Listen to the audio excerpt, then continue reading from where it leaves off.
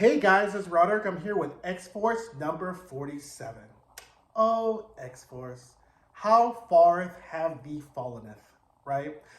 So, if you're new to this channel, this is where we review comic books, television shows, films, reality TV, all bundled up in a key with an eye towards television, film, acting, and writing. So, X-Force has just been so disappointing and so frustrating because it started off so very good. When we look back at X-Force number 1, 46 issues ago, that came out right during the Krakoa age, it had so much promise. It was Jean Grey, it was Domino, it was Beast, it was Wolverine, it was Quentin Quire, Colossus. It was such a great team of people. It was Tucker Cohen, CIA. We just had the assassination attempt of Professor X, the creation of the Cerebro Sword, and it really was a very interesting book because we saw the characters in a very different light.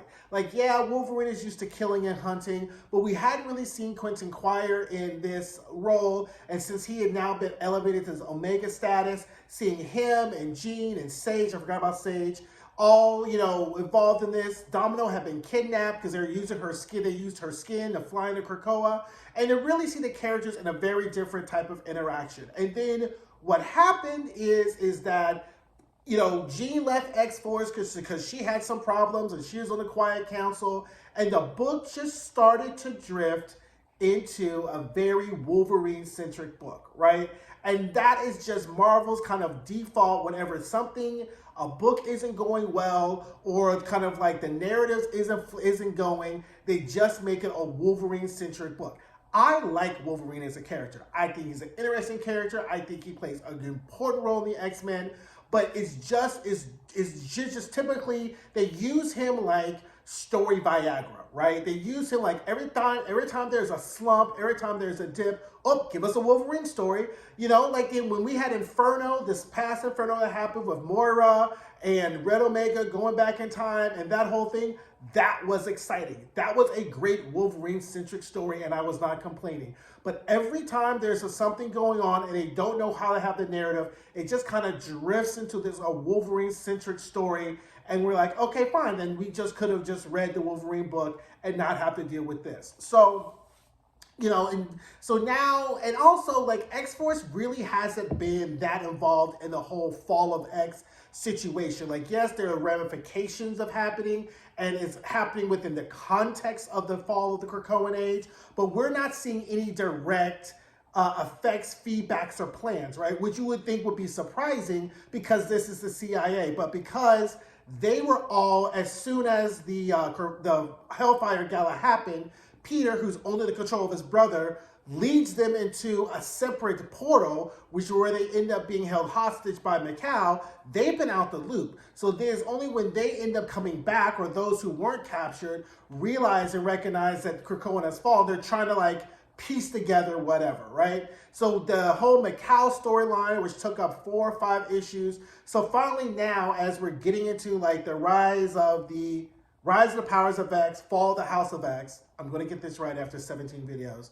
We're kind of seeing X-Force getting into it. So I'm going to keep reviewing X-Force at least to the next issue because it looks like this is where Beast is going to end up getting meet his demise. And as I stated in other videos, the 3 of the original X-Men are not going to make it in this next phase. They've already killed Warren off in Dark X-Men. Bobby has been killed and is not corporeal or solid in Astonishing X-Men. And I think that Beast is going to die here in the next issue as well, because those 3 mutants are missing from the Rise of the Powers of X, Fall of House of X poster.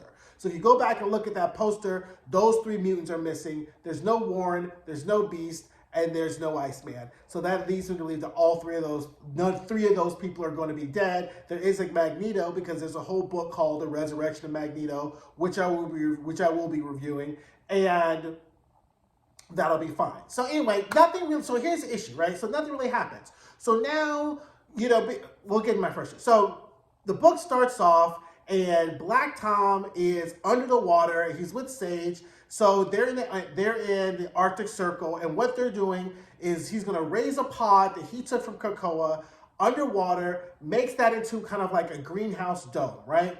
So he goes to Quentin Quire and tries to get Quentin to send out a beacon to all of the mutants who may be refugees to get them to kind of come to this greenhouse, right? So in the process of doing that, he starts having flashes of the Hellfire Gala, of the Cuckoos getting attacked. You know, he's been fucking around with Phoebe or whatever like that.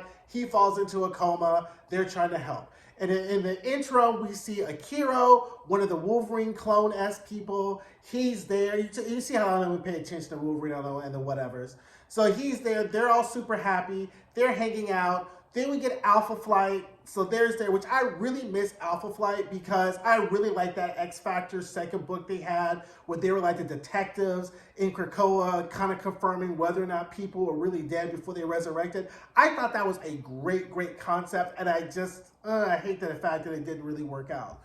So anyway, we get Alpha Flight, and then they make the Green Dome. You know, finally Quentin wakes up. He flies back to Krakoa. And then finally, Sage is like, it's too dangerous for you to be in Krakoa right this time. He goes, he's looking, he's like, I'm the Omega, I'm the Omega, I'm the Omega. Child, he's back there looking for Phoebe. Phoebe's been crumpled up under debris since the Hellfire Gala in her diamond form. He grabs her, but guess what? There's sentinels everywhere. So then he flies back off. Meanwhile, you know, Akira, Wolverine are there. They're trying to figure out what to do with all these refugees. And then come to find out, there's something Wolverine needs to look at dealing with Sabretooth, which I am assuming is the lead into these Sabretooth wars or whatever. And so they all come back. Quentin Quire comes back. He flies back with Phoebe. He's like, oh, it's super dangerous and whatever. And then they all hug and say, sure, everything's fine, right? Meanwhile, up on a snowplow dune, Beast is there with his rifle gun. He's like got the people in their sights. So that's pretty much just the issue.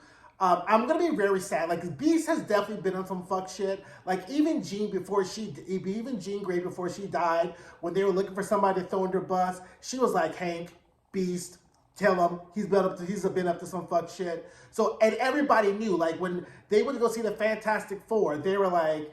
Reed Richards was like, oh, is this something that Hank's been up to? Like, Hank's reputation out in these streets is really, really, really, really bad. Like, everybody knows that he's been on some bullshit. And that's why I would really love an original X-Men book or some type of storyline about how they're going to deal with this. Like, okay, they're going to bring Bobby back to life at some point. Okay, they're going to bring Warren back to life. But there's going to be a conversation that has to be had about Hank and his shenanigans.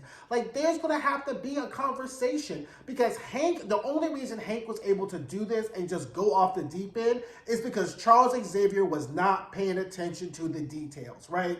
He was just not paying attention and he compromised way too much, way too early in the beginning stages of Krakoa, such that by the time we got to this stage of the fall, he had compromised himself all the way into this type of situation, right? And I really don't think these shenanigans would have happened with Beast if Magneto was still alive. Because we all know Magneto did not play. There was no asking twice. There was no go back and saying please. It was 1, 2, and if you made him go for 3, you were just going to be atomized. I also think this wouldn't have happened if Apocalypse was still around.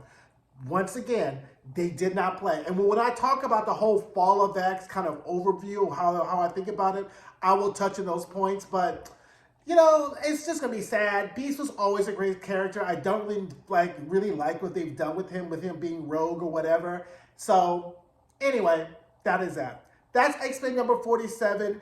Don't forget to like, don't forget to comment. Drop down in the comments and let me know what y'all think of this book. Like, again, as I always say, I'm not ever trying to be the definitive source or opinion on any book, right? Because sometimes I'll read it, it'll hit me one way, and I'll read it again, it'll hit me another way, right? So I just haven't really been feeling X-Force in a minute, and maybe I'm going to give it time for it to turn up. A short time, but I am going to give it time to turn up. But I really want to know what you guys think, whether or not you've been liking the book, what direction you think it should be going in, or if you think it's going the right direction, tell me that. Anyway, I hope you guys have a great night, and I'll talk to you soon.